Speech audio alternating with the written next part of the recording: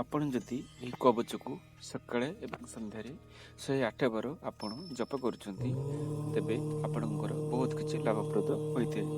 ତେବେ ଏହି ମନ୍ତ୍ରଟି ଏହିପରି ଭାବରେ ଓಂ କାରୁମେ ଶିରୋପାତୁ ହକାରୁ ମୁଖମଣ୍ଡଳଂ ନକାରୁ ନେତ୍ରଯୁଗଳଂ ମକାରୁ ବତୁ ମରାଳଂ ବକ୍ଷତା ପାତୁ ତୁକାରୁମେ ରୁକାରୁବତୁ ପୃଷ୍ଠକଂ ହାକାରୁମେ ନାଭି ଚକ୍ରାତ୍ମକାରୁ ହସ୍ତଯୁଗ୍ମକଂ କାନାଲୁ ଉଦରଂ ପାତୁ ୟକରୁ ପାତୁ ମେ କୋଟିଂ ମଙ୍କାରୁ ମେ ଜାନୁଦୟଂ ଫକାରେ ଚରଣୋଦୟଂ ଟକାରୁ ପାତୁ ସର୍ବାଙ୍ଗ ହୃଦୟଂ ବାୟୁ ନନ୍ଦନଃ ରାମଭକ୍ତୋ ମନଃ ପାତୁ ସର୍ବତ୍ର ଅଞ୍ଜନା ସୁତଃ ଏକାଦଶୀ ରୁଦ୍ରକଳା ଶରୀରଂ ପାତୁ ସର୍ବଦା।